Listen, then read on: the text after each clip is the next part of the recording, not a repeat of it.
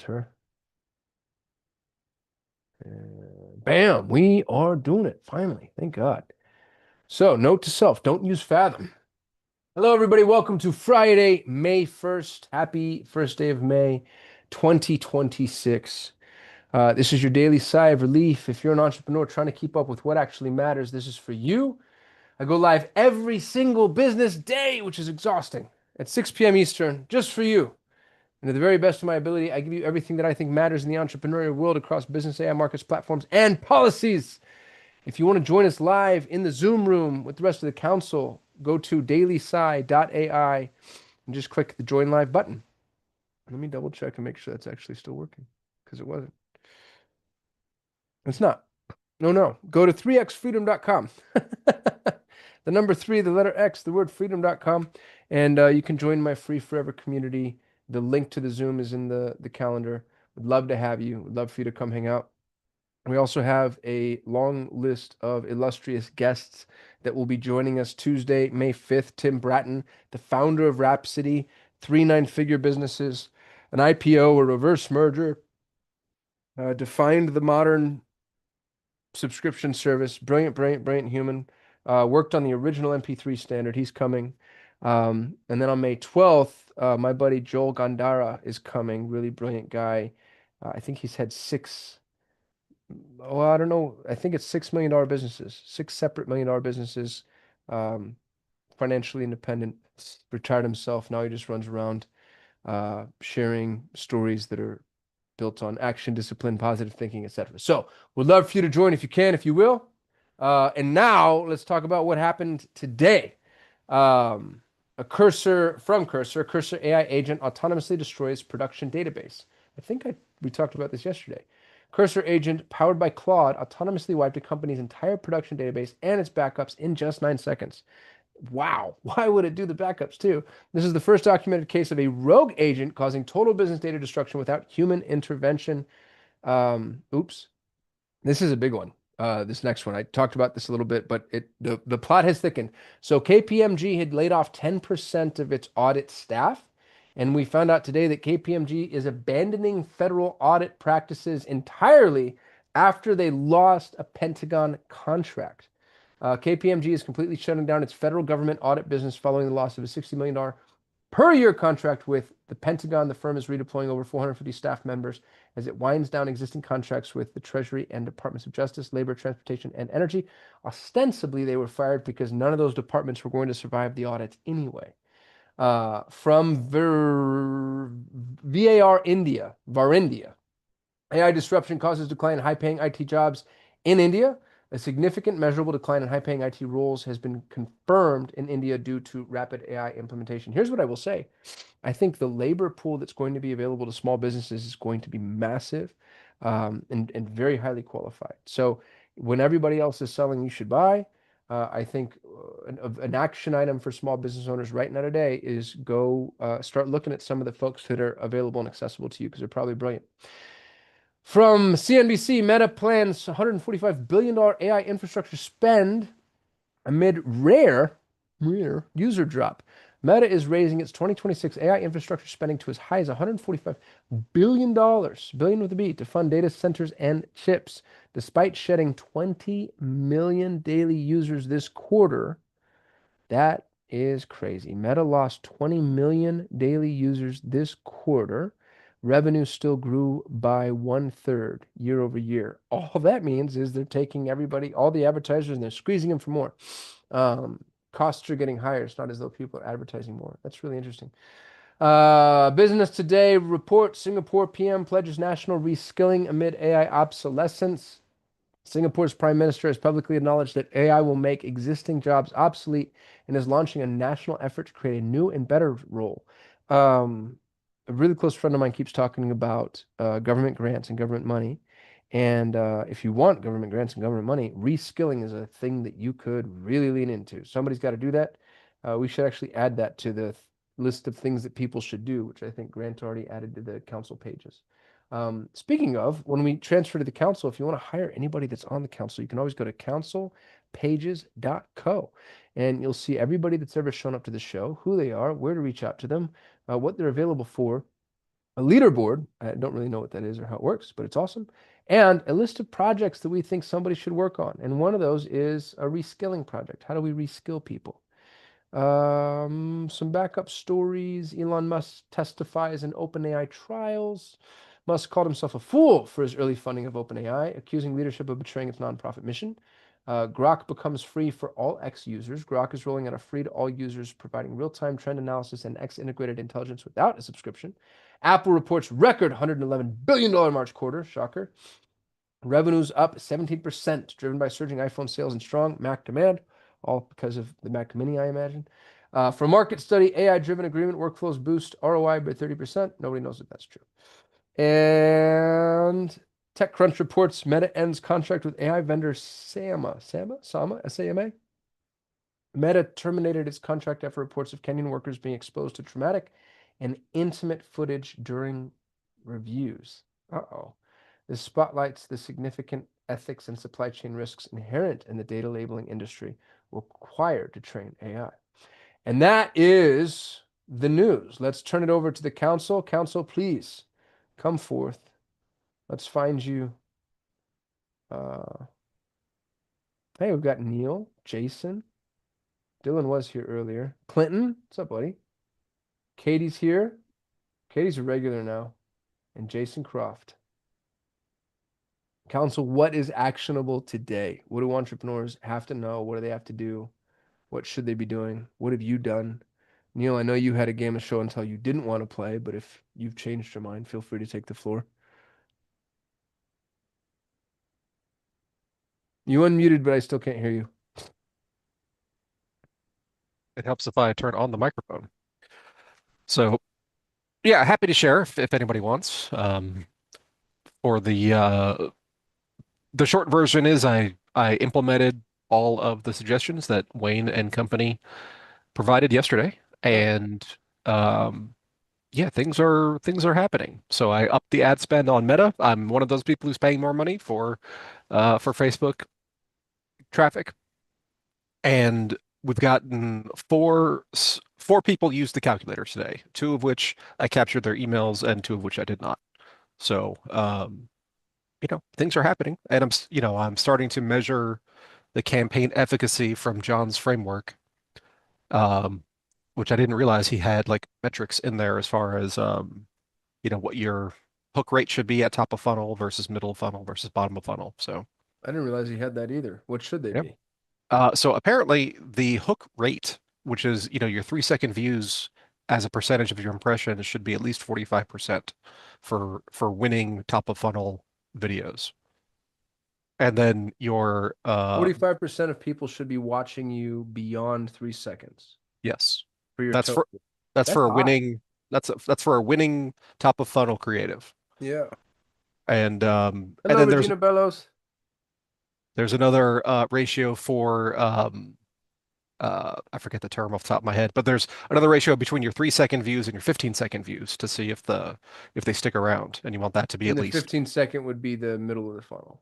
no, that's still top of funnel. Still top of funnel. So Okay. you're trying to measure, if in my first exposure to somebody, am I getting people interested and are they staying interested?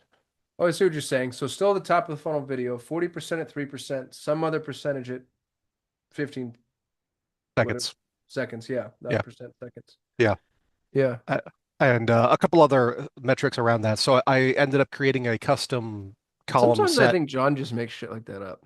And he might be. I don't know. Yeah. I have no way to know either way. So for the time being, we're trusting him. Yeah. I But mean, he's so good at what he does. And there's part of me that's just like, dude, I think you like just you're like, yeah, that makes sense to me. And he's like this savant. He's just this weird genius where if it makes sense to him, it actually works. so he's got another set of criteria for middle of funnel and a different set of criteria for bottom of funnel. So I haven't even created those ads yet. I'm just tweaking to make sure I get enough statistical sampling on the top of funnel to see what I should move forward with. And so it's an iterative process, but it's it's all to the good. Um, so yeah, that was this morning, and then this afternoon I've been working on all my video edits from my Cosm inspired live stream that I did at noon today, And you're going live every day or every Friday? every Friday. Okay. Good for you. Every day's hard. That ended up being more costly than I realized. I thought I was gonna do 15 minutes a day. And now every day for an hour and change is like, oh golly, what are we gonna talk about? And we find things to talk about, but We do. it feels difficult. It feels unwieldy. Neil, can you drop a link to your live and I'll drop it in the Sure. global chat. So anybody who wants to follow Neil, the tax Sherpa, the smartest financial About mind on the internet, the greatest happenings in the go hang out with entirety him daily. Here we of go. business. I'm dropping in this chat. Regina Bellows, will you unmute and introduce yourself and tell everybody who you are, why you're here, what your superpower is, etc.? Yeah, I unmuted already because I was going to ask what it is that you guys do usually find to talk about, but I guess I'll figure that out with time. Um, I forgot your list, but I'll. So I'm Regina. What was your list? Who are you? What's your superpower? Why are you here? My superpower. Uh, oh my gosh. I don't know. I I don't know. I'm I'm very determined. That is a good superpower. Is that a superpower? Yeah, I think so. And I am, yeah, I'm good at iterating things until they work. Like I won't give up on something until it works. Lately I've gotten very good at asking questions, which is a good skill to have. It took me a long time to learn that skill, but I think it helps when you're trying to build things for other people. Um, I'm so sorry. What was the third thing on your list? And why are you here? I'm here because I was laid off 6 months ago. And sorry, weeks ago. And I'm really trying to use this as a launching pad to start my own thing and not have to work for other people anymore. But I have like 10 different ideas that I spend time on during the day, and I'm trying to hone it in and down to one idea. Um, and also just because I saw that Costum was doing this every single day and I wanted to just know what it was all about and just like meet other people doing the same thing I'm doing. You know what's fun about that? We have a list of things that people should be doing. That's So great. I need that. if Actually, I don't need more I was going things. to say you don't need more ideas, but I'm going to give them to you Sure. anyway. You can find them at councilpages.co/projects. Council Regina used to pages. work for me at Solutions 8. She built an entire business from the ground up called Starter PPC. And you had a team of what, seven, eight? Only because I wasn't being very efficient with the team. Like I kept being handed team members. We didn't really need that many people. But it was like there's someone here at Solutions 8 that could be on your team. So I just kept accepting more people.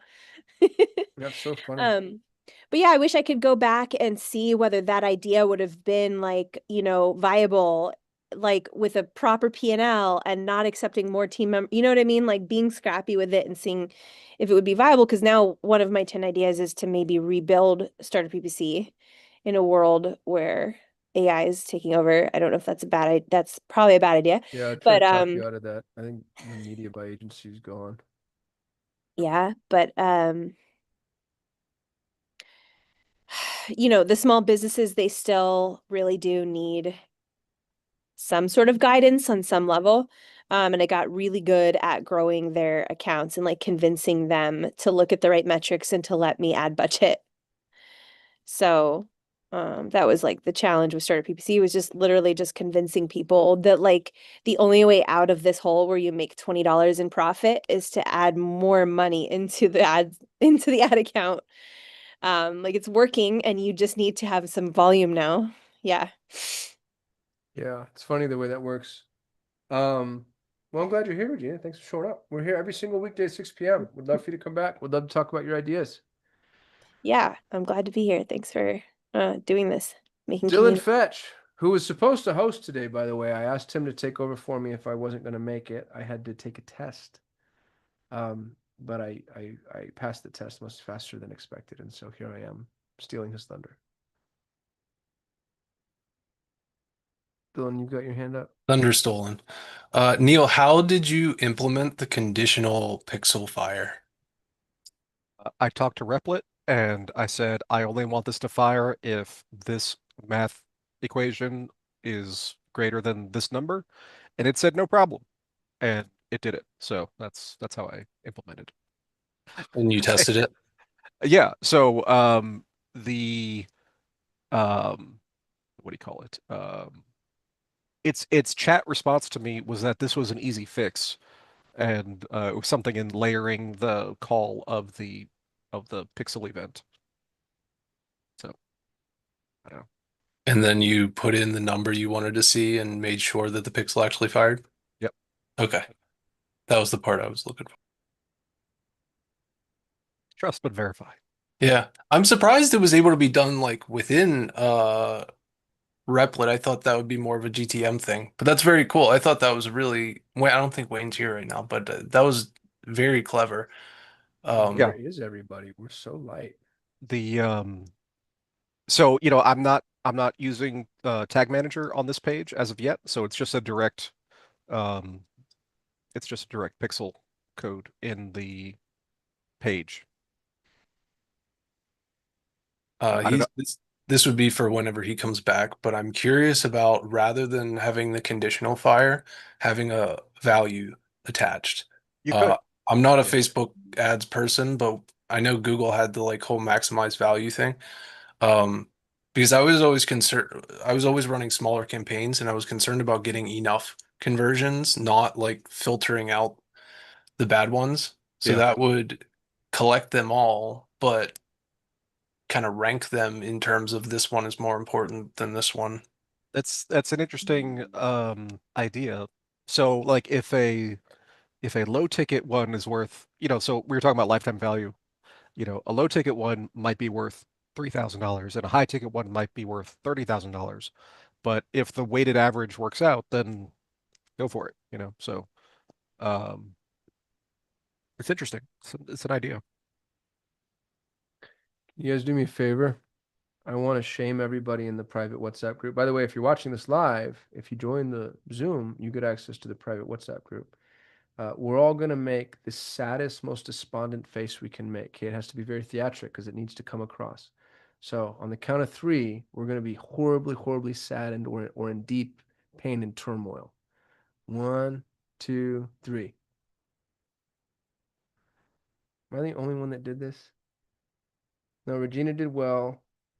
Dylan looks bored. Jason did great. Actually, both the Jasons did great. Neil phoned it in. Katie looks very surprised, and Clinton is trying to pretend he's not there. Oh well, this is the best that we're gonna do. I'm gonna send this to all of them right now. Look what you've done to us. So while you're doing that, I just wanted to comment on the KPMG While you're thing. using your time so productively. Yeah. So the way you read that story made me like sit back in my seat. So they're not abandoning audits like as a whole. They I thought they're are banning all government audits. Yeah, so they're phasing out the audit of federal departments and federal Yeah. agencies. But wasn't that like a massive amount of their business, right? Like, Probably, yeah. yeah. Uh, but the way you read it, it sounded like they were no longer following like gap audit principles or something like that. And Oh, I was yeah, which would be funny for a big five to just stop audits in general, because that's all they do. right. And Yeah. they get caught all the time for phoning in their work and not doing a good job. But No. I know it's shocking. No. Yeah, the federal audit thing I think is really interesting. It's like, who are we paying to keep us honest? Those guys. Great. Fire them. And all of us are like, oh, okay, I guess you're allowed to do that. It's like the toddler firing his teacher right before test time. Um, that's the world we Yeah. live in now. So the summary that I just read while you were doing roll call, it was saying that the government is transitioning to a department-wide audit structure, and so they're bringing in a different team from presumably some other Big Four accounting firm. And as opposed to being just auditing the Pentagon, you'd be auditing like all of DoD or DOW now. Interesting. Um, Okay. so yeah, but yeah, the government fails their audits and nothing happens. So what does it matter? So what does it matter? Jason Croft in chat, Costume, do you want to share your Pulsia wins? So if you're watching this, we were introduced by Jason um, to an application called Pulsia, which is AI slot backwards. And And it's interesting because uh, it's the easiest, most hands-off AI tool I've ever used. And that's part of its problem. You kind of tell it what you want, and then it goes, and it can do things that every other AI tool seems blocked on. For example, it can do cold outreach. And all the other tools I've tried to help me with cold outreach need all these things set up, and Pulsea can just do it, or at least it tells me it's doing it. I have no way to verify this. Well, it's very limited though too. Yeah, Like it's 10 people a week, so it's not like this mass outreach. batch and blast. Well, I asked it not to do that.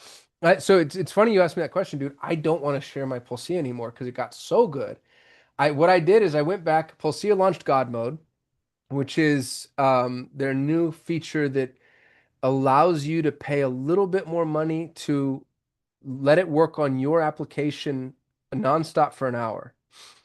Their monetization model is brilliant. It reminds me a lot of Temu. It's like the Temu of AI. So, Temu is, if you want to see the greatest example of somebody help me, dopaminergic. I did it. Dopaminergic e-commerce or dopaminergized e-commerce. Go download the Temu app. And it's what I'm asking you to do is dangerous here because once you do it, you'll never stop. It'll be 40 years later, and your grandkids will have graduated, and you'll wake up and you're like, oh my God, I can't believe it's so good.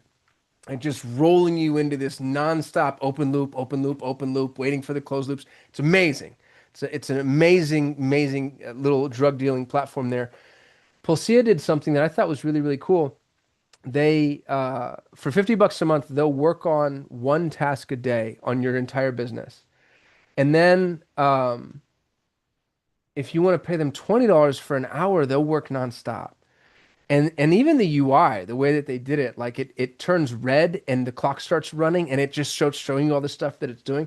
It's very, very, very much like pull the arm to the slot machine.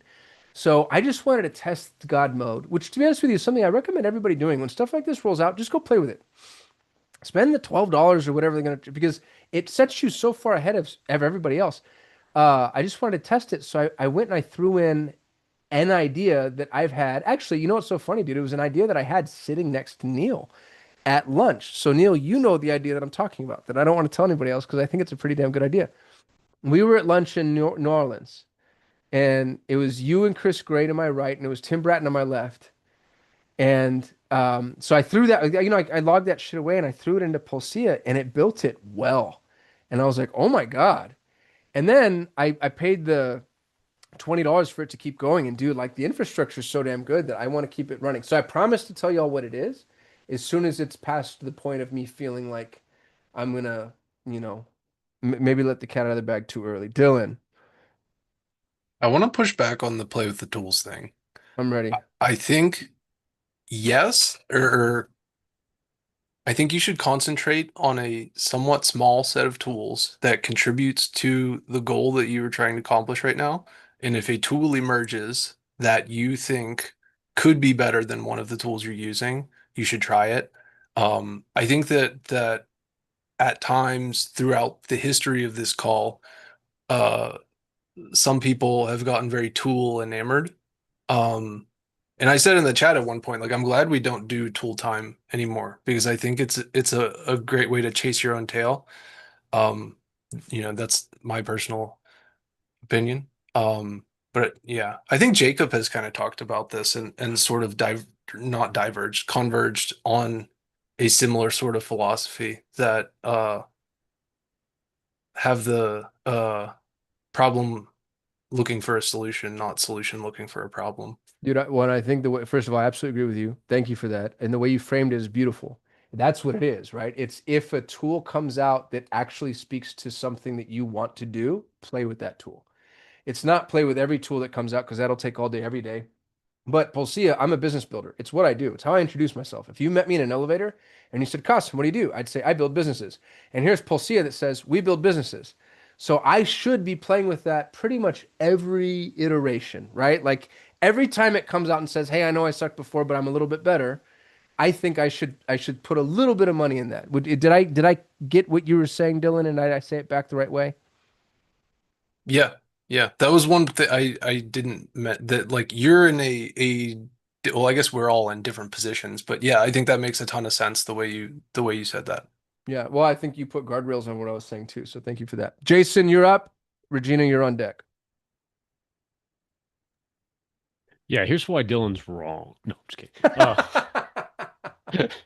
kidding. No, exactly it though, because yeah, right and wrong, exactly. Don't just go chasing tools, but for exactly the same reason you're praising it, Kasim, was what it did for me. I just canceled it today too. Mm, So this is both, and I'm so grateful I paid for it for 2 months and played with it and got angry with it and created and didn't because it still moved me down the road so much faster because that's exactly it. Oh, what could I do with this that I've been trying to do that's been on the sideline?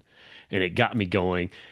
And honestly, a lot thanks to the folks in this call, like I keep looking at it and I was looking at Hyper Agent, which is kind of an enterprise version of this now by the creator of Airtable. He just started this thing and it's a very kind hyper of inter agent. yeah, it's kind of a I call it an enterprise version of this. Like you could trust it a little more. There's a team behind it and Mm. more expensive. But going in both of them, I'm just looking at like everything it's doing. We could do this in Cloud Code. We could do this over here. And even the founder of Pulsio says that too. He's like, Yeah. oh yeah, you can do it. This is just so you can push a button and have it go. Yep. So there were just enough frustration points. And the one thing, even if I do jump back in, it's going to be with a fresh account because what it won't do is change direction. It won't stop doing what you've been telling it to do. And even the founder was like, "Yeah, that's a problem." I'm just like, I love "Thanks, that. man. Appreciate Um, it." can I tell you a story about Spider Killer? Please. So Per Belcher taught me this. Perry Belcher is the smartest guy in the whole wide world. By 1,000. Like just Oh, this is the shopping for, yeah, yeah. This is great. so all spiders get killed by the same chemical compound, and there's a name for it, and it's like the their body can't handle it, and it doesn't matter. All spiders are whatever. They'll die from the same damn thing. And you can buy a barrel of it for 7 cents or something like that, right? Like the specifics are wrong, but the gist is right. But if you try to sell Spider Killer, you're going to have a fraction of the conversion rate as if, let's say you or your spouse or whoever wakes up and sees a brown recluse spider somewhere like above the baby's crib. And if Perry takes the same bottle of that spider killer, so he buys that big bucket and he puts it in these little teeny tiny spray bottles, and it's now 6 ounces in this little spray bottle. But instead of just a spider, he puts the exact brown recluse spider that you saw above the baby's crib on that bottle. You'll pay $38 for that instead of the $4 that you can get it on Amazon for, which I know you know. Here's what here's why and how I think that translates. The whole like, oh, I can do that in Claude Code. Great. You didn't put the picture on the front. So there's all these little AI tools, apps, downloadable, whatever, that did the spider thing. They're like, oh, you want to do this exact thing. And for whatever reason, people need that. We need to know, like, oh, that's exactly what I want, and you have it. Instead of, oh, I have one thing that does everything. So on a long enough timeline, I wonder if we get trained out of that. But I think there is a space for exactly that. The whole it's native to Claude or it's native to Chat or whatever. I don't know that stops people from still paying for so many of those little micro niche ultra specific tools just because they really do make it that much easier. One really, really, really silly example, and Regina, I know I'm stepping on your toes, I'm sorry, is Descript's ability to transcribe videos. I love Descript. I think it's so good, but it's meant for a trillion things. And all I want it for is to take my videos, put it in Descript, and get my transcription. And it's probably 5 layers in before I can do that, at least the way I do it, because I'm a dummy. So if somebody built a tool that was just video transcription, I'd pay for that because even though it's in app, it's built just for me. It's like my spider killer. Maybe that was a little departure. Regina Bellows, you're up. I wanted to ask you what the name of the thing was that just built your idea for you. Oh, it's Polsia, Oh, Polsia.com. yeah, sounds magical. Was it, were you using it to code something? Yeah, well, to Jason's point, it was the first time I tried it, it was shit, but it was interesting. And then the second time I tried it, it was pretty good, but it wouldn't stop doing the things I didn't want it to do. And then this time, it was it was actually pretty collaborative. And you can tell that they've iterated to a degree to where it's now, especially for a project that um has a lot of big parts. So not Legos, the big blocks should give a 3-year-old. Like, I don't think Pulseo would build a good Lego castle, but I think it would build a really, really good big block castle. And it works over time. And if it's something that you want to put on the shelf, I think it's a really good solution for that. Okay. I'm gonna give it a try. Looks cool. It's a AI employee and it will market things for you. Sounds pretty incredible. Yeah, it goes to market in theory, is what they say. Hmm. Yeah, Um, the execution on that go-to-market is a big debatable point. I just found out that Otter AI will do exactly what I want it. Is that You can Otter you just can does transcriptions? you can also just run Whisper on your computer for free. So there is that. I do have Whisper. Yeah, but I'll have like other videos. Like I want videos that have been downloaded or that I've stolen or somebody's stolen for me. Um, that's great. They're all rappers, East Coast, West Coast. You guys are so stupid. This is so funny. Outcast. Oh man, a bunch of 90 babies on this one. All right. What else should we do? I What have is I have actionable? a Yes, ma'am. quick thing. So I saw your council pages projects, council Yeah. pages slash projects. .co/project, and one of them is an AI persona app, um, where a tool where that lets users create a council of famous AI personas like hmm Warren Buffett, Steve Jobs, to debate and analyze business problems. I love it. Monetized via a law of reciprocity model. I'm not sure what that means. The app is free, but displays a real-time API token cost of each query. I love it. I just discovered the other day that there's this masterclass, which is doing that. They have a lot of famous people doing classes, and now you can get an app and talk to the famous people. I haven't used it yet, but anyone who's actually building that project, you might want to do your competitive research, see how they're doing it. I'm I've just been pulling it working up on now. a role play communication training tool that's similar, but there's no famous people involved. Famous people are not all they're cracked up to be. I would be So wary about imitating famous people, but it looks like Masterclass has gotten their permission to do it. Yeah, Dylan just dropped into chat the tool that he built. Dylan, can you introduce this again? Yeah, it is that which he described. But it is a Claude Code plugin. Neil also made his own version using Replit. well, it's not on Replit yet. It's still on Google. But yeah, Okay. And Clinton also made his own version. yeah, we've got Uh, 3 different versions going. yeah, mine is more of an idea than a program. The entire thing is markdown files. There's no code. I made it such that everybody here can contribute to it, but nobody has, and that's okay. Just because I can't Uh, figure out how to use GitHub, to be honest. Oh, you So just tell intimidating. me. You just tell me I have something to contribute, and I'll help you. Uh, but yeah, it's an interesting thing. That's so amazing that you made it. Dylan, can I show you why you're wrong? Oh yeah. A lot of Dylan being wrong today. I like A this. lot. Normally it's the other way. Yeah, well, This we is got to keep them great. humble, right? Yeah. So this is the version that I put in. This is Google AI Studio right now. And the problem with Dylan's implementation is that it requires somebody to know Claude Code or Cowork or whatever. And like Kasim was saying earlier with the spider story, is that, there needs to be an implementation layer or a translation layer to regular people. And for the 0.03% of people that are going to do Claude Cowork or whatever, that's fine. Your version works. But this works for like regular people. So these are pre-existing templates of councils, or you can make your own. And I preceded it with some, and you can add a new sage, forge a new sage, and um, then you can ask it stuff. And if we let's see if we can just go into one right here. Let's just say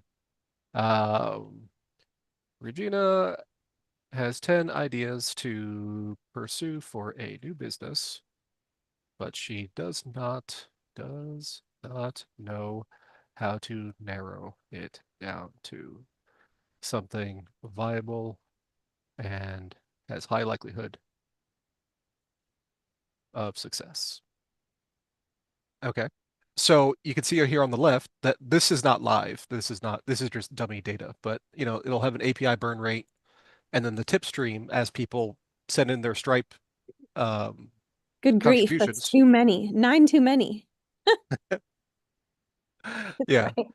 And so this was started with Charlie Munger and went to Steve Jobs and who Wow. Cal Newport is adding some stuff. And then Wait, it'll synthesize at the end and then you can have a further conversation with it. so did you take Dylan's code and put it up somehow on a No. website No, I with a took UI? the idea and coded it from Oh my God, you guys are so fast. I've been working on one idea trying to vibe code it for like 3 months. so But mine is a little, I don't know, maybe too ambitious. Also, I don't know what I'm doing. both of those could be. Um, yeah, That's so really neat. these guys, they respond to each other, which I like. And then you can have a conversation with any of the people in the list and you can say, "Well, I haven't heard from this guy, so what does he think?" And you could just kind of go in. And so I've Neil, only used it in testing internally and I've liked the conversations that came out of it. So Neil, can I ask why you're doing this and whether you have to pay when people use your thing? So when it is deployed, I will have to pay when people use my thing, and that's what the tip stream is for. Because this will be a little bit of a test of Qasim's law of reciprocity thesis, and if it does make money, it's going to Dylan. So that's that's kind of where the project is at the moment. Yeah. Tip stream. What does that mean? This People are this this is just dummy data right now, but it will be a stream of people that are making payments, to the platform so that they can support uh, the continued functionality of it. Hmm. So it's just donation based. You're just asking people to please pay. You won't be charging for this app. Right. Until I decide it can't be supported anymore, and I'll just pull the plug. Dude, I Mm. think there's something to that. It's like a digital panhandling. Like you Yeah, run up and you clean their windows real quick and you put your little cup. It's working on YouTube. I mean that's fair. Jason, you're up. But first, Quinn just joined. Quinn, is this your first time on the Sigh?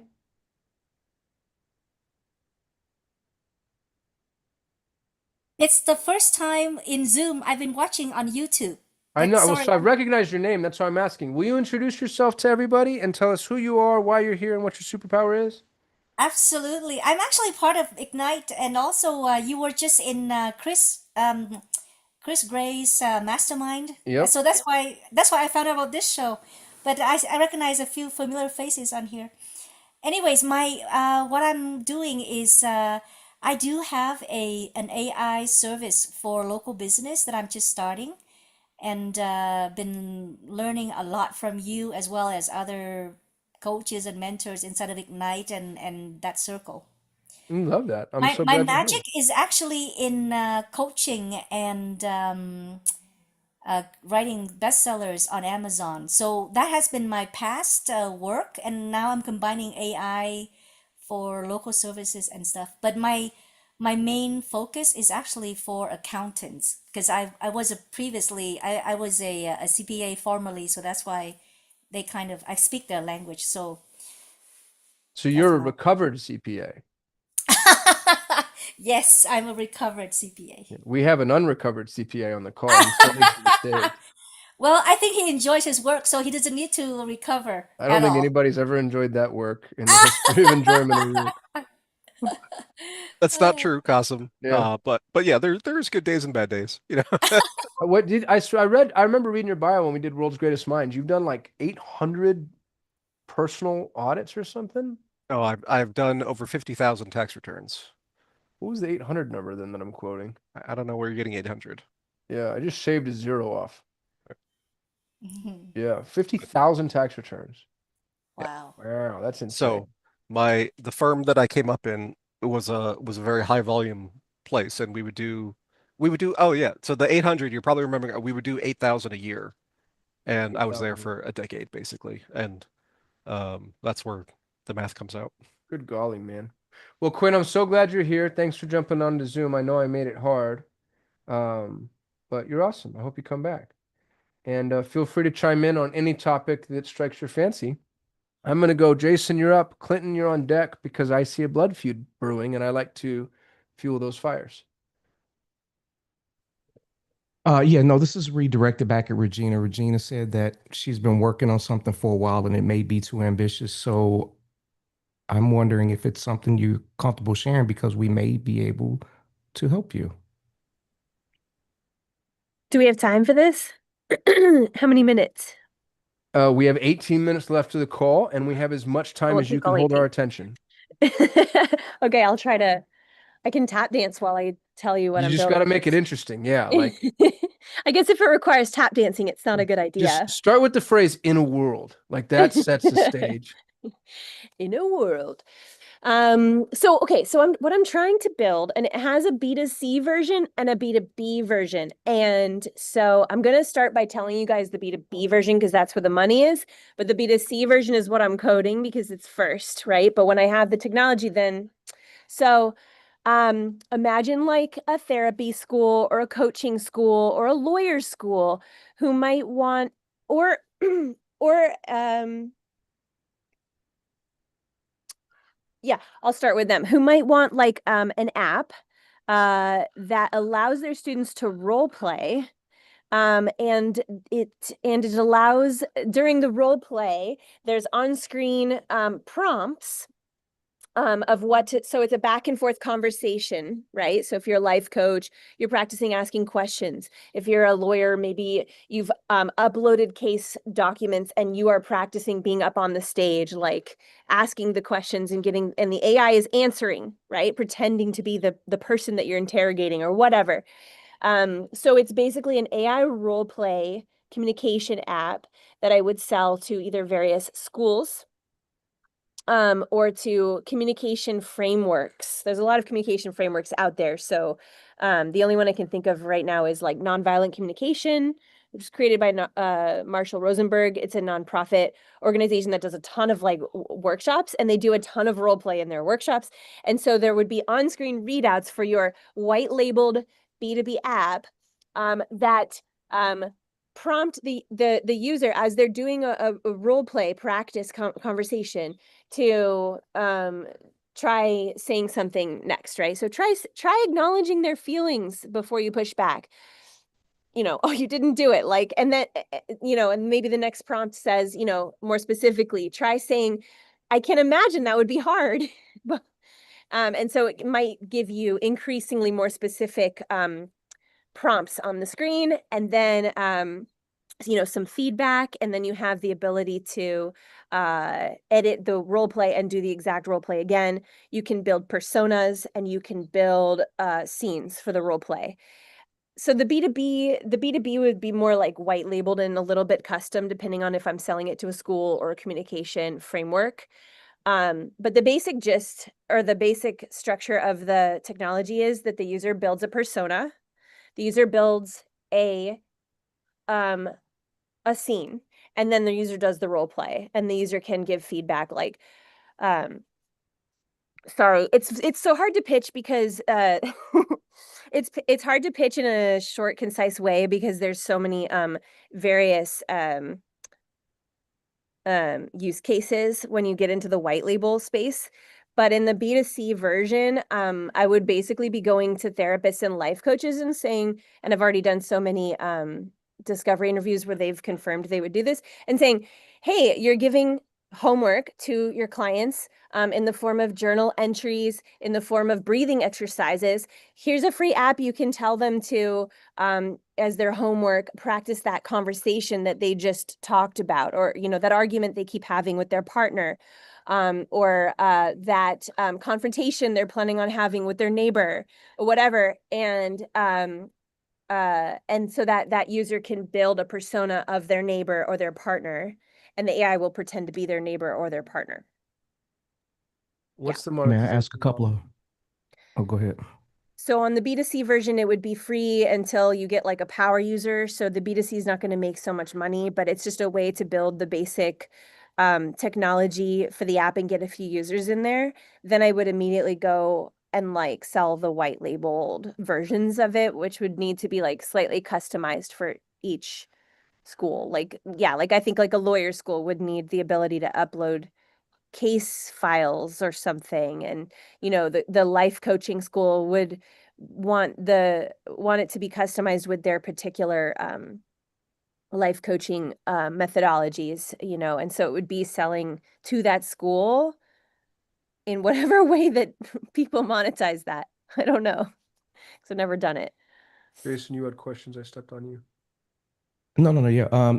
So Regina, I'd like to ask a couple of clarifying questions. Yeah.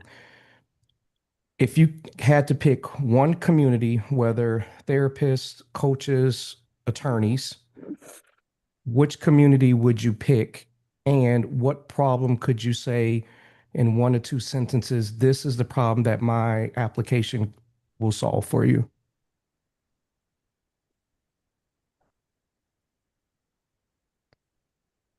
I would probably pick I would probably skip the B2C and build for specific therapist and life coaching schools, because I think that they need to learn how to ask questions, the students. So it's going to teach the students or give the students the ability to practice their new skills, maybe before an exam, maybe before their first, I don't know, presentation. I'm not really sure exactly what Uh, use cases they would use it in, that's fair. That's but sometimes I need to people, find that when out. people say, I don't know, I'm not really, that's an answer. Some people just don't like when they hear that answer. What I'm hoping to do is kind of funnel it down to a specific community and a specific problem so you can get an MVP and Yeah, then iterate. So um, I let appreciate me the ask, I let me appreciate ask that a better, question. Yeah. let me ask a better question. Let me refine my question. If you were forced to be decisive about one community, Hmm. right? Which community would it be, and what significant problem have you identified that you could walk into them and it would be obvious what you're offering? It would just be like a no-brainer for them. I haven't been able to talk to any schools, but I'm assuming that if they had a school branded app that allowed their students to do role plays with an AI, they'd want one.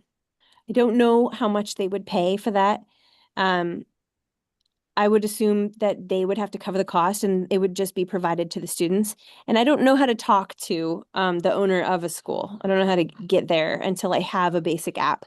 So for now, I'm building it in a way where I don't think it's going to make much money, right? And I've already spoken to the like therapists and the life coaches confirming that yeah, they would incorporate it into their practice for homework.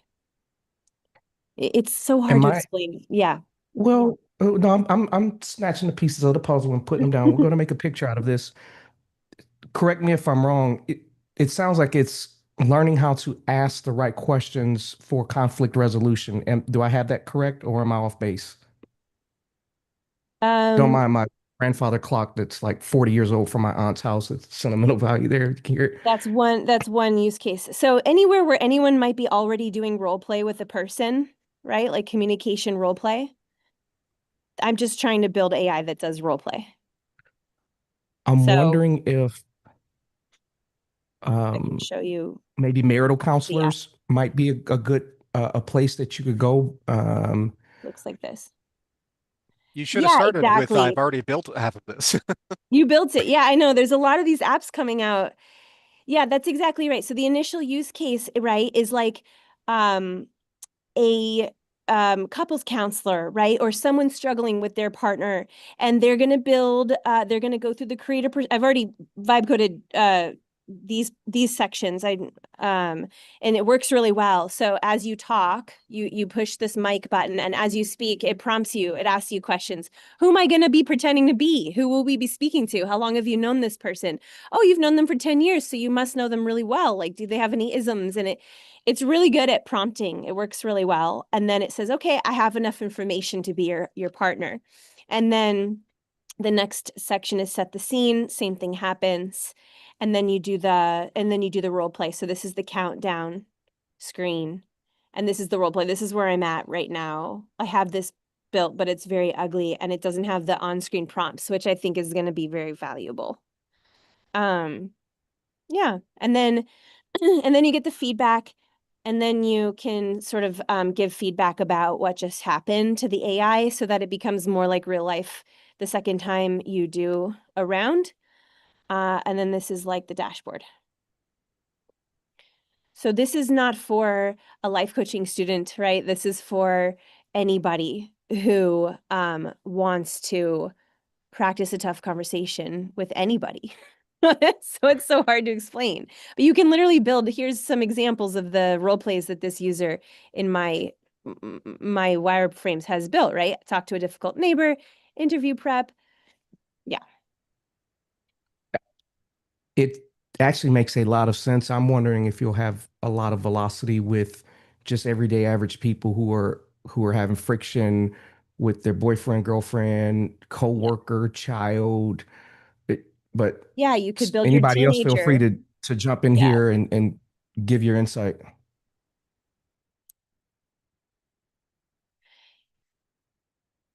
It's a tough app to talk about because this B2C version is fun, but I don't see people paying for it. I don't even see them using it unless their therapist says, practice that as homework this week and we'll talk about it next week. Then when it works. If I ran across that, forgive me.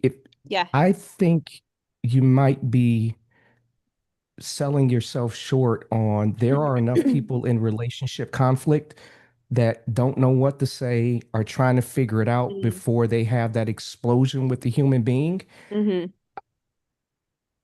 I think that I would people are always certainly in have used conflict. it in a past life. Yeah, I would have loved to have a tool like that in my 20s. Yeah. But people don't like to do hard things, and role plays are not fun, right? They're like hard work.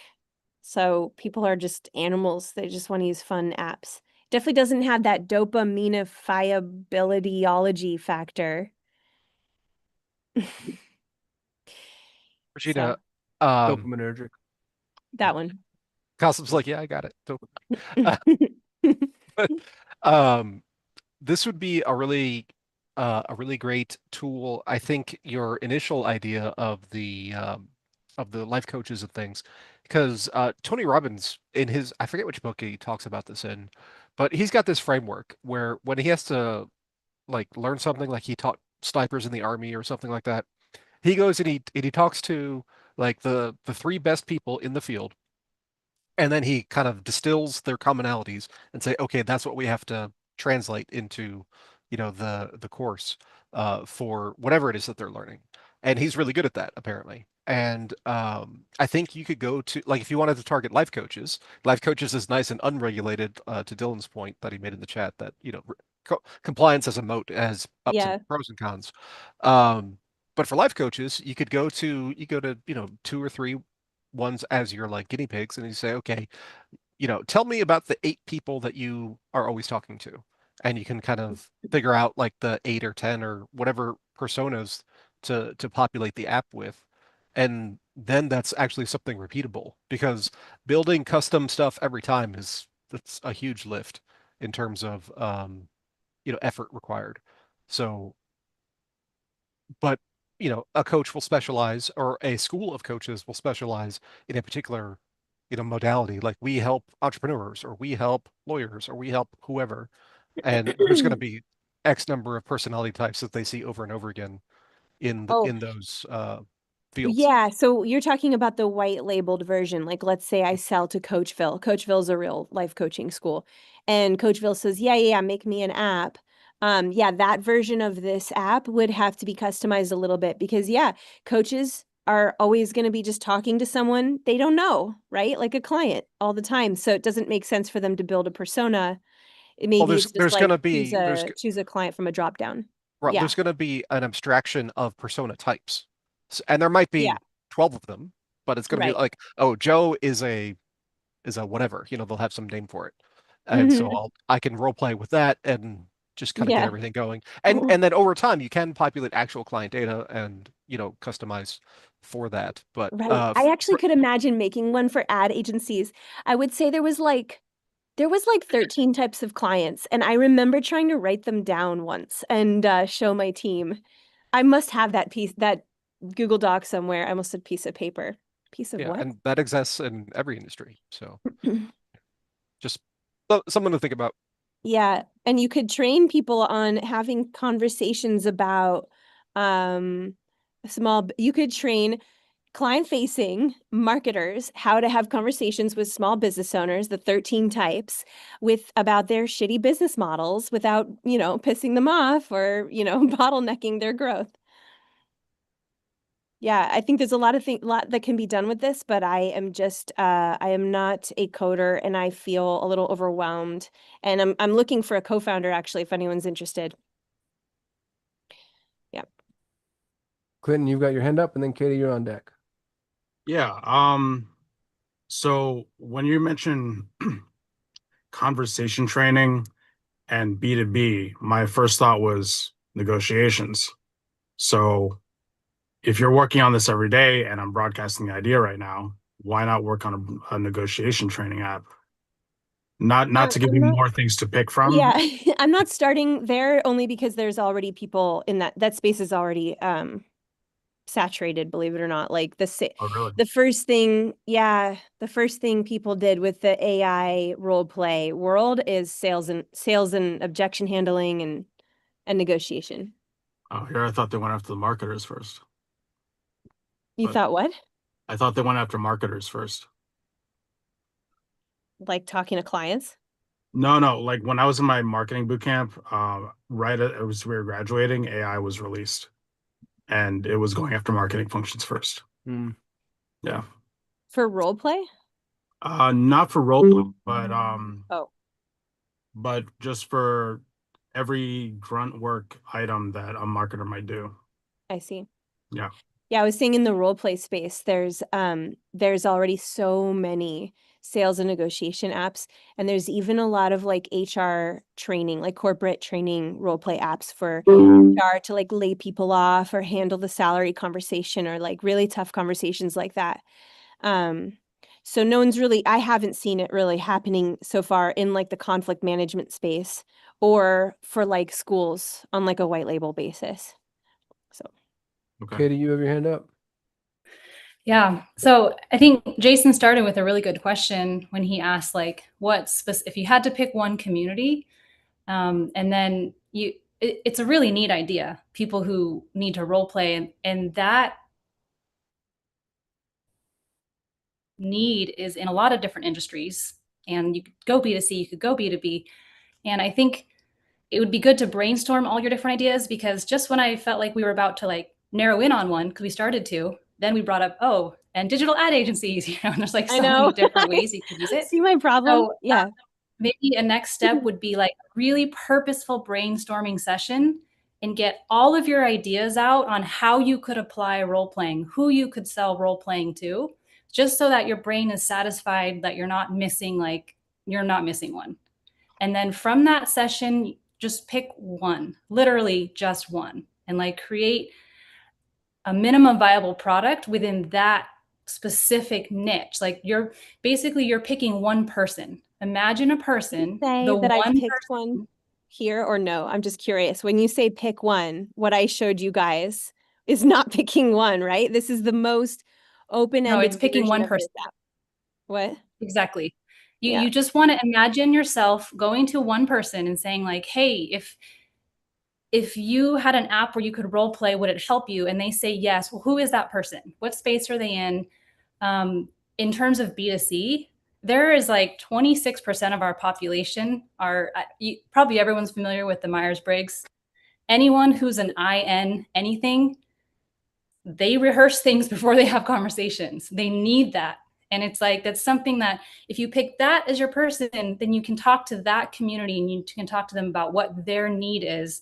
And then you can test the product, because your first product is probably going to be very insufficient, because there's so much you're going to have to layer into that, because there's a whole judgment layer on top of like the context to get that role play app right.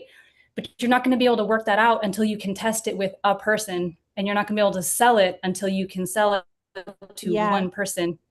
I'm not saying sell one product. I'm saying as you build the one thing, imagine that it's specific to one person. Like you're in a Yeah, conversation, that's really good advice, Katie. and Totally. not all different potentials. Yeah, I have been doing that because this this wife of Henry, she's the person, she's the user that every time I'm testing my app, I'm being her. She's in therapy because her husband Henry, he doesn't clean his dishes. And her therapist told her, I want you to practice this conversation because I know you've had it 20 times and it's not going well and you're not making progress, and that you're very frustrated with Henry. He's such a jerk. He's such a piece of shit. He never cleans his dishes. So if that's the person you want to start with, give her a name and imagine that she is in front of you, and you're not necessarily building it like as her, but you can build it for her. Like you're sitting there with her and you're building it for her, because that's how you're going to sell it. You're going to need to talk to the person. And even when you do an ad on Meta, you imagine you're talking to one person. You're reaching one person at a time. You want to approach them until they're like, hey, that sounds great. Like, how can I get it? Or when can I start? Or I really can you love help this me with advice. that? I think it's so interesting that you're saying this. Every time I'm trying to write copy for like an ad or a landing page, and I'm struggling to write it, I'm like, okay, just think of who am I writing for? Like, who am I talking to? And Yeah. it's totally the same thing when you code, and it took me a while to realize that, or like even when I was making those wireframes to really hone in. So Yeah. I can tell that you think in like big pictures, and there's probably a lot of webs going on in your head, and it's hard to like to create one linear thing because you have so many ideas and there's so many different places that this idea could go. Yeah. If I could assign you homework, I would say the next thing to do is to fully brain dump, just like speak into your phone and then dump it into whatever your LLM thinking partner is, or sit there and type it, get all of your ideas out. Everyone that you've worked with, ask them to remind you of what your ideas are, get them all out so that you can just see them and feel them, and then feel satisfied, and then pick one and build from there. Mm-hmm. Would you pick a B2B one that's going to make money, but it's not as fun? Or would you pick the B2C one first? Well, I'm not you. So what would I do? Go ahead. No, Katie, go ahead. I don't want to be stomping on the end of your sentence. Well, I mean, I would weigh where is the overlap between how passionate am I, like Venn diagram, right? How passionate am I? How well can I reach this person versus like what's the income potential? And then if there's an overlap, then that's the space I would pick first, because you like actually getting someone to pay for it, that's what makes it a business. You need 3 customers, otherwise it's a fluke. And then you like having the passion for it is going to help you move faster. So you got to find the crossover, and that's specific to you. Yeah, to kind of segue off that, Regina, let me ask it this way differently. To Katie's point about brain dumping all of your ideas, imagine you are a restaurant owner and you're like, I can cook all of these dishes for all of these people, right? Dump all of the dishes, the the dishes that you could prepare, think about every possible customer, and then say, but which dish can I do very well consistently that people would really want? Because think about any time you've gone to a restaurant and it's got a million things on the menu and you're like, oh my goodness, like what am I going to eat today? Right? Um, don't let FOMO, it seems to me, like Katie was saying, you have a lot of ideas and you're having a fear of, if I pick this one, then that one won't work. Just make a decision, run it, And it was Tim Ferriss. He said he was talking about thinking about in like hats, haircuts, and tattoos. Hats, haircuts, and tattoos. We're making a decision. If a hat, I can put it on and take it off real fast and go, right? A haircut, if I decide to cut my hair, the decision will take a little bit of time to reverse because the hair has to grow back.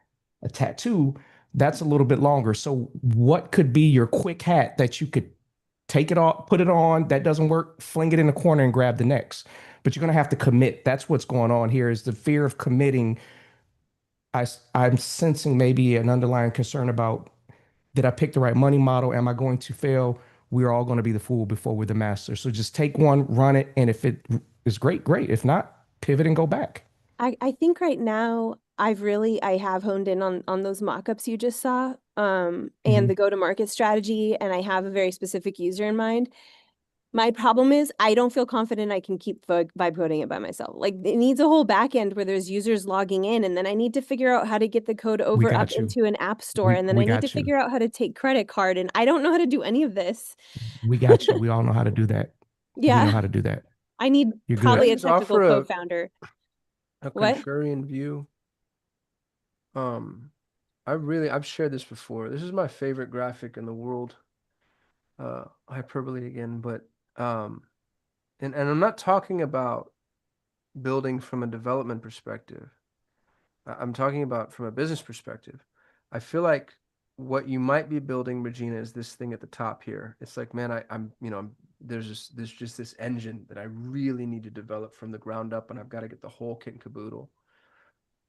And that's overwhelming and it's hard, and nobody can do all of it. And if anybody can do all of it, they're going to do it poorly, and it's going to be expensive. And chances are you get to the very end and realize, oh God, I built a sedan and I really need an SUV. Scrap the whole thing.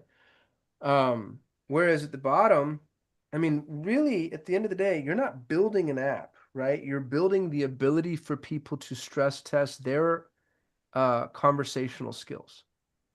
So it doesn't need to be technological. Like if you try to do this pre-AI, maybe it would be like a buddy system. And if you try to do it on an island, it would be a selection of prompts written in a journal. Like Yeah. this isn't a technological service per se. It's a human service through a tech lens. So I think that, a skateboard's not a car and it doesn't look anything like it, but it'll get somebody from A to B. So go figure out like what the version of this thing is. And I'm gonna say some things that and Regina and I are friends. I've known you for probably more than a decade now. Uh-oh. I know. Um, I think that building is productive procrastination. I think all building, all planning, all of that is it's just I'm afraid to go to market or I'm afraid to whatever, and it's productive procrastination. I'd go find what's the desired end result. And I think I'm going to articulate it poorly. You articulate it way, way, way, way, way better. Dylan put it here in the chat early in the beginning of this conversation.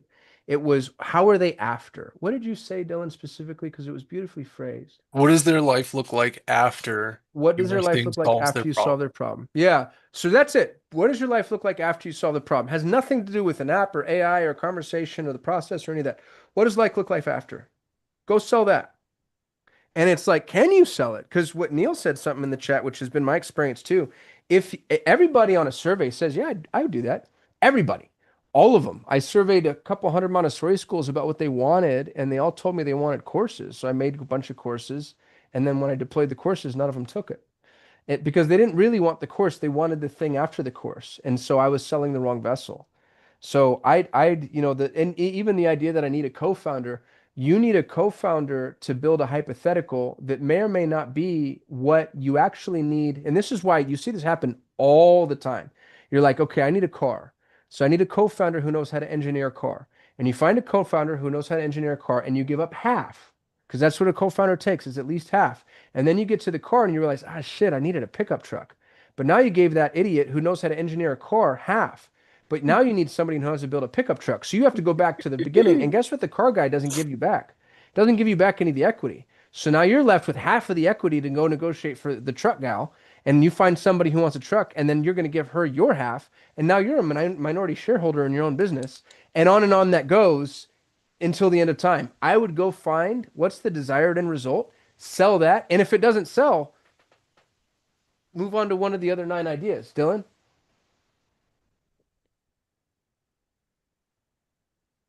Yeah. I'll mention the corridor principle that Cossum frequently talks about, that I tell my clients and things usually when they're don't want to go to market, that you don't know which one is the correct door to open until you enter the corridor.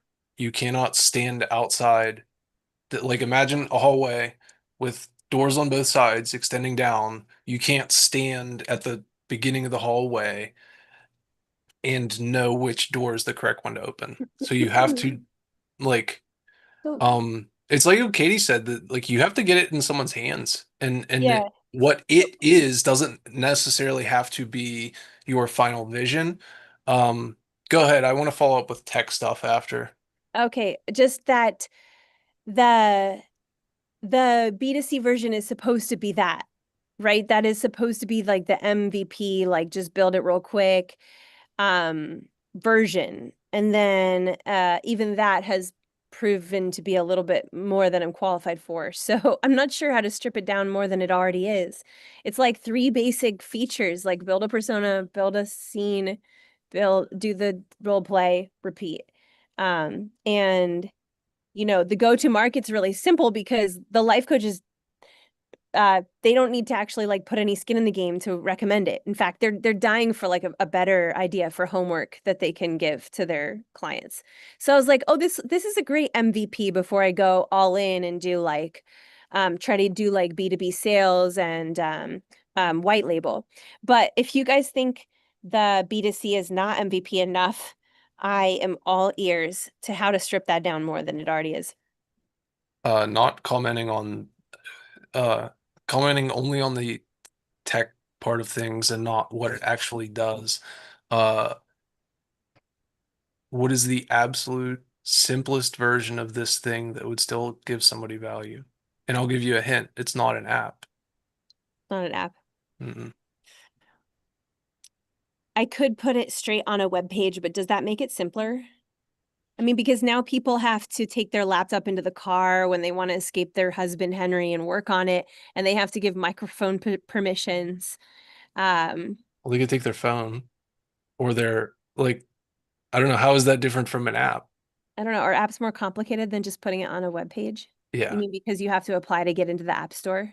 I No, don't see, just I don't know. I don't even know enough to know that. in order to develop an Android app, you need to use Android Studio. You have to use the JetBrains IDE, which can only integrate with codecs, not Claude Code, and it's a pain in the ass. Wait, so the code I'm building cannot be put into the app store? Are you writing it in Android Studio? I'm using Cursor.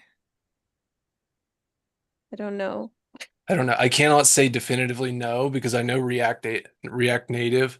And then for iOS, you have to register. You just need to have a Mac. Um, Otherwise, you can't develop. That's why I'm developing an Android app, because I'm poor, like Neil says. Not about me, about people who own Androids, which is right. But yeah, so get or join Cosm's free vibe coding community. Download, or not download, visit Replit Lovable. Um, I mean, you're already using Cursor, so that's a great thing. But the thing that Cursor does not do for you is in deployment, and that is where you will Yeah. deployment means make it exist. Uh, so like, oh, it does App Store deployment. That's pretty sweet. I didn't know that.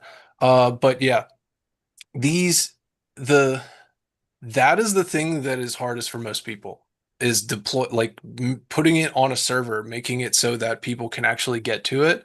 And so that is like one of the primary problems that these platforms try to solve. Not necessarily building the thing, but deploying the thing and Mm, making that easy. And mm. that's the part that is a mystery to you right now.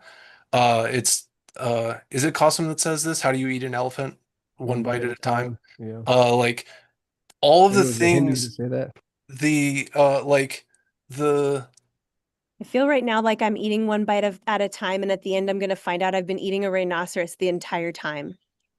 but that would, I mean, that wouldn't be necessarily bad. Like, I don't think you're taking one bite at a time at all, given that you said, like, I need to accept payments, and I need auth, and I need a database, and I need a, like, No, you don't. Not right now. Not yet, In the but I will future. need a co-founder probably when I get to that part. I'm assuming, but I could be wrong. Yeah, but I mean, as Custom said, you don't even know if this is the thing that is going to be for the long That's term. true. I could deploy without taking payments at all. I could just pay for people to use it. Yeah. And it would look exactly like your wireframe. Like it adapts to mobile. Um, it would handle the database side of things, like storing the personas and all of that. And it doesn't even necessarily need to work for anybody but you, so that you can just go and show it to people and say, here it Yeah, is on my well, phone. I've been testing it on my phone. Every time I send a prompt, I test it on my phone.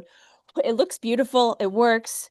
I'm not quite done with it, but I am getting to the point where I don't know how to build the whole back end user like data thing, and I don't know if I'm even building it in a way that can be put onto the App Store or anything like that. Well, if it gets onto your phone, does it go onto your phone as an app, or do you have to open it in a web I browser? have to plug it into USB-C into my Mac, from my Android to my Mac, and I did something called a development build, which I guess allows me to preview it on my phone using an app called Native Wind, and it just automatically opens when I hit go on the terminal, and I don't know how I got this far.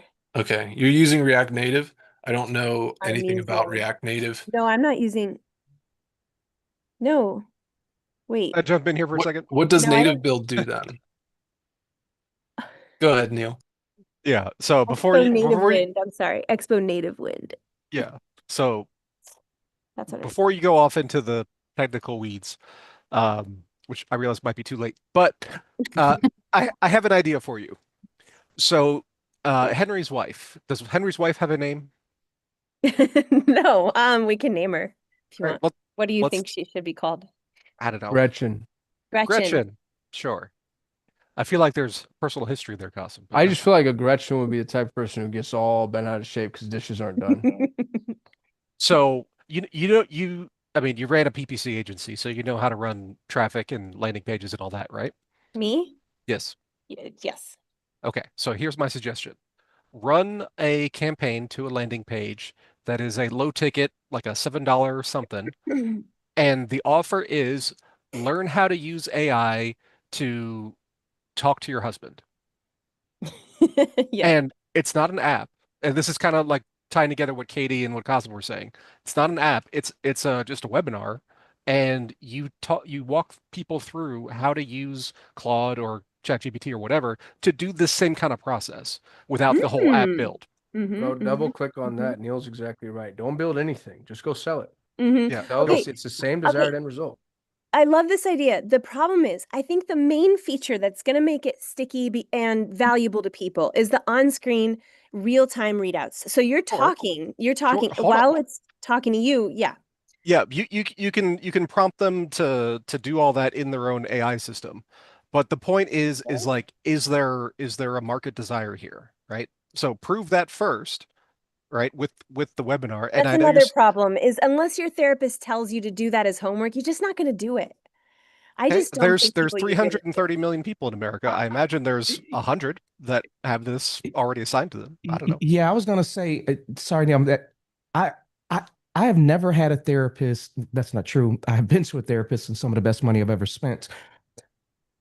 There is a deeper market out there for people who are willing to have these hard conversations because they are in hard relationships.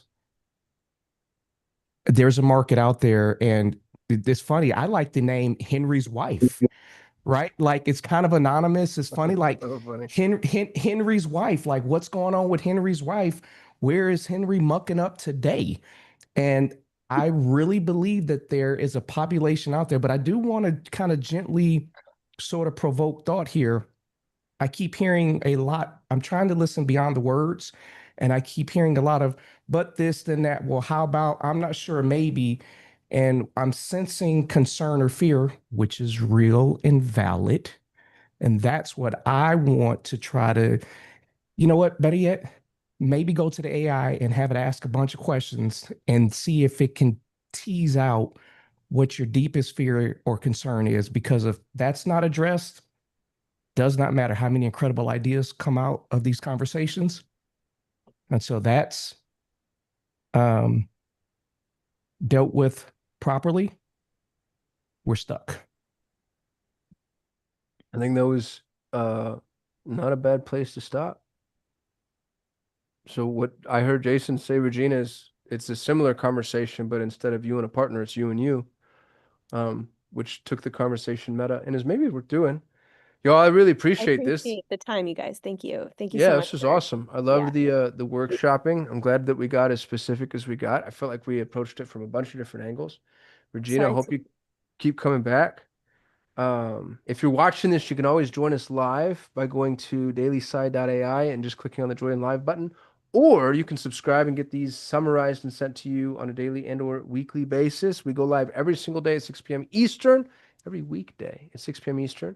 I hope you all have a great weekend. Don't forget about the calendar of illustrious guests. Also on dailysigh.ai, Tim Bratton's coming this coming Tuesday, the 5th. The founder of Rhapsody, 3 9-figure businesses, brilliant human, and he's about to reinvent probably the most important industry that exists. And we're going to hear him talk about it on Tuesday. If you want to show up and come hang out with us. Other than that, Council, any last words from you? Everybody feel pretty good? Thanks for NVIDIA showing up as Brev always. overcharged me again. I want to use your platform to publicly shame them. Who overcharged you? NVIDIA Brev. Oh, Yeah. I'm a shareholder, dude, and they're doing pretty right by me, to be honest with you. So Yeah, thank they you. charged me $90 this time. The first time it was 20, the second time it was 60, this time it was 90. They always give it back, but I wish I didn't have to ask them to give me back my money that they stole from me. Yeah, I'm trying to see where I am with Shout NVIDIA right out now. on God, he's excellent customer support, but they keep stealing my money. I'm up 36% on NVIDIA. So I hope they keep taking your money. All right.